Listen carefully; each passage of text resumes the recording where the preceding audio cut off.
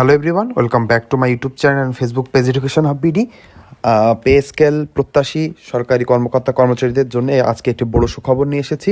গতকালের ভিডিওতে আপনাদেরকে জানিয়েছিলাম যে পে কমিশনের যে চূড়ান্ত রিপোর্ট রয়েছে সেই চূড়ান্ত রিপোর্ট পাওয়ার পরে আমাদের অন্তর্বর্তীকালীন সরকার পুরো পুরো পে স্কেলটি একবারে হয়তো বাস্তবায়ন করতে পারবে না অর্থ সংকটের কারণে। প্রথমে তারা বেসিকটা বাড়াবে, তারপরে পরবর্তী বাজেটে বাকি ভাতাগুলো বাড়বে, এভাবে নতুন পে স্কেলটি আসতে পারে। সেই ভিডিওতে আমি এইটুকু জানিয়েছিলাম যে পরবর্তী যদি কোনো স্পষ্ট এবং আমার যে পে কমিশনের যে গোপন সূত্র রয়েছে তার মাধ্যমে যদি আমি কোনো স্পেশাল নিউজ পেয়ে থাকি তাহলে সেটা আপনাদেরকে জানাবো যে সত্যি এটি হতে যাচ্ছে কিনা। দ্য ডেইলি স্টার আপনারা সকলে জানেন বাংলাদেশের একটি স্বনামধন্য পত্রিকা, সেখানে একটি নিউজ এসেছে পেএসকে রিলেটেড।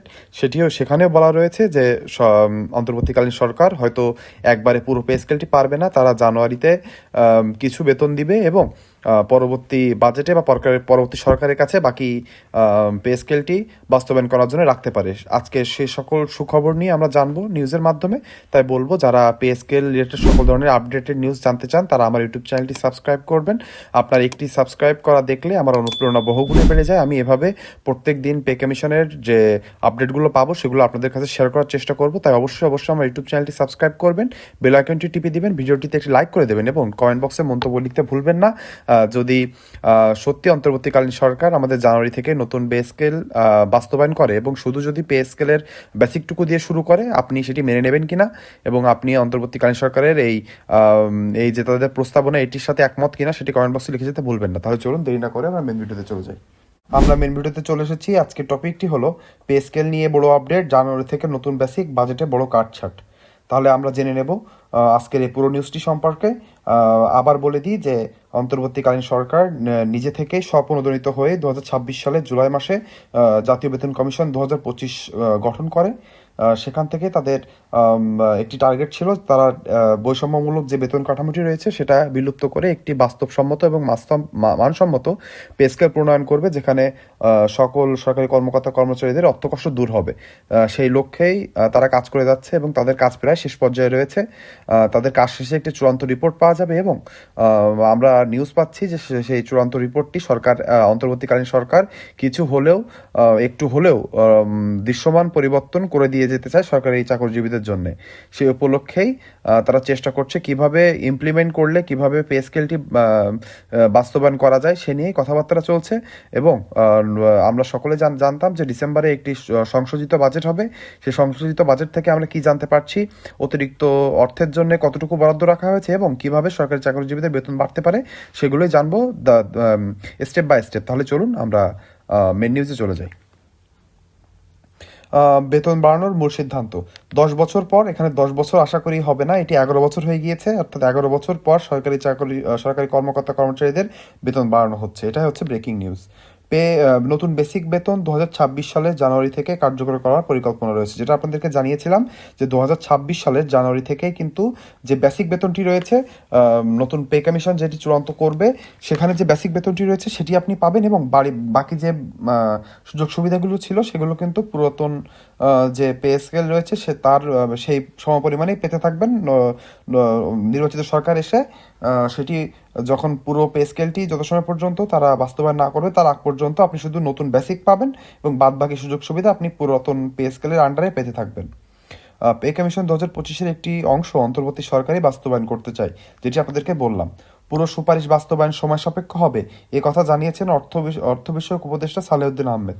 তাহলে বুঝতে পারলেন অর্থ উপদেষ্টার যে কথা ছিল যে পুরো যে সুপারিশ রয়েছে সেটি বাস্তবায়ন করা একবারে খুব কঠিন হয়ে যাবে, এই জন্য তারা অল্প অল্প করে বাস্তবায়ন করে দিয়ে যেতে চায়।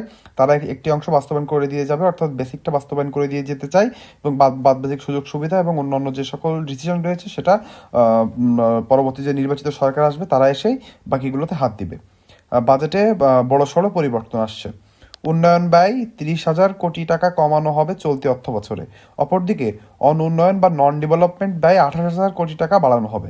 তার মানে বুঝতে পারলেন উন্নয়নের যে ব্যয় রাখা হয় আমাদের দেশের যে উন্নয়নমূলক কার্যক্রমের জন্য যে ব্যয়টি রাখা হয়েছে সেখানে 30,000 টাকা কমানো হচ্ছে এই সংশোধিত বাজেটে। এবং অনুন্নয়ন এবং নন ডেভেলপমেন্ট অর্থাৎ সরকারি চাকরিজীবীদের বেতন ভাতা বাড়ানোর জন্যই বেশিরভাগ এগুলো ইউজ হবে, তার জন্য 28,000 কোটি টাকা বাড়ানো হবে। নন ডেভেলপমেন্ট ব্যয় বাড়ানোর প্রধান কারণ নতুন পে স্কেল বাস্তবায়ন খরচ, যেটা আপনাদেরকে ক্লিয়ার করে জানালাম যে আমাদের কিন্তু বাজেট অলরেডি সংশোধন হয়ে যাচ্ছে।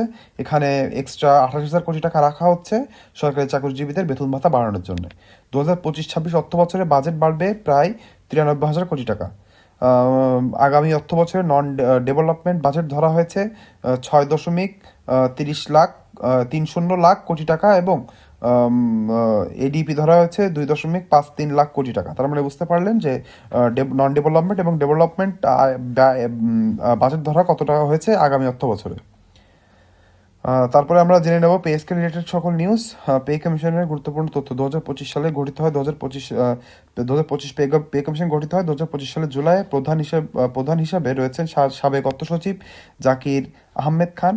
কমিশন ডিসেম্বরের প্রথম সপ্তাহে রিপোর্ট জমা দিতে পারবে বলে তারা জানিয়েছেন। এটা দ্বিতীয় সপ্তাহ পর্যন্ত যেতে পারে, কিন্তু তারা জানিয়েছেন 15 ডিসেম্বরের ভিতরেই আমাদের পে কমিশন সর্বাত্মক চেষ্টা করছে তাদের যে কাজটি রয়েছে সেটি শেষ করার, অর্থাৎ একটি চূড়ান্ত পে স্কেলের যে রিপোর্ট রয়েছে সেটি জমা দেওয়ার জন্য।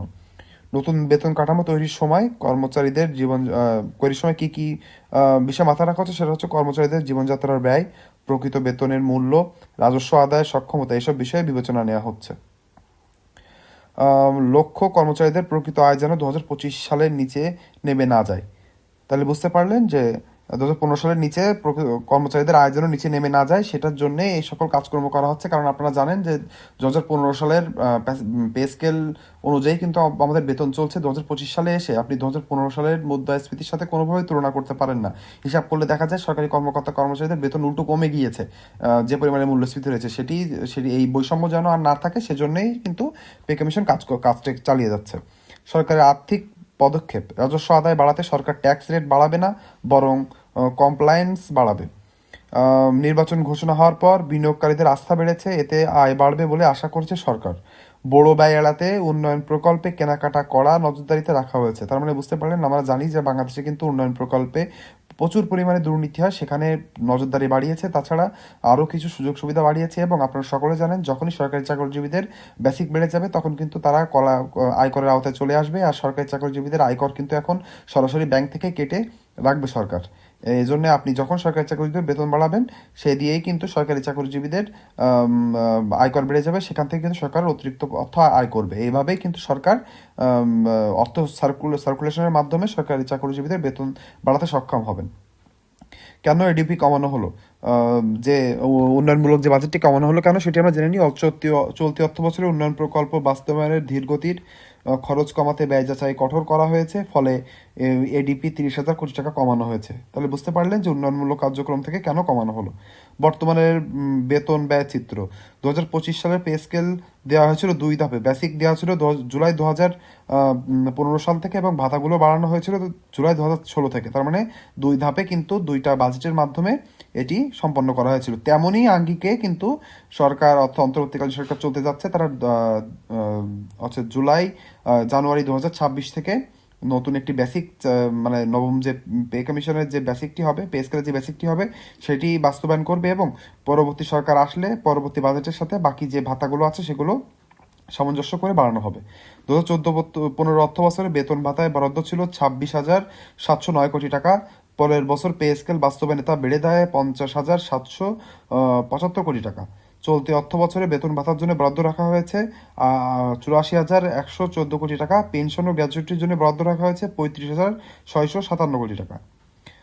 শেষ অংশে আমরা জেনে যাব বাজেট যে সংশোধন করা হয়েছে এর ভিতরে কি কি রয়েছে। সেগুলো হলো চলতি বছরের মোট বাজেট 2,000 কোটি টাকা কমিয়ে করা হয়েছে 7,88,000 কোটি টাকা। এর মধ্যে উন্নয়নমূলকের জন্য 30,000 কোটি টাকা কম রাখা হচ্ছে এবং রাজস্ব বাজেটের জন্য 28,000 কোটি টাকা বেশি বরাদ্দ রাখা হচ্ছে। সেটি শুধুমাত্র করা হচ্ছে সরকারি চাকরিজীবীদের বেতন ভাতা বাড়ানোর জন্য।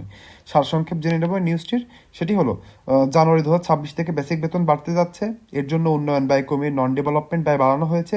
পে কমিশনের পূর্ণাঙ্গ রিপোর্ট ডিসেম্বরে জমা পড়তে পারে। 15 ডিসেম্বরের ভিতরে নতুন পে স্কেল বাস্তবায়নে আগামী বাজেটে বড় অংশ ব্যয় করা হবে। সরকার কর হার বাড়াবে না, কিন্তু রাজস্ব আদায়ের কঠোরতা আনছে। তাহলে আপনারা জেনে গেলেন আপনাদের জন্য একটি বড় ব্রেকিং নিউজ, সেটা হলো আমরা সরকারি চাকরিজীবীরা আশা করছি 2025 সালের জানুয়ারি মাস থেকে আমরা বেসিকটা পাবো, নতুন নবম পে স্কেলের বেসিকটি। তাহলে আজকের এই ভিডিওটি শেষ পর্যন্ত দেখার জন্য সকলকে ধন্যবাদ। ভিডিওর নিউজের যে লিঙ্কটি রয়েছে ডেইলি এক্সপ্রেস, সেটা কমেন্ট বক্সে দিয়ে যাব, পিন করা থাকবে এবং কমেন্ট বক্সে দেওয়া থাকবে, আপনারা দেখে নিতে পারেন নিজের ইচ্ছা করলে। আজকের ভিডিওটি এই পর্যন্তই, সবাই ভালো থাকবেন।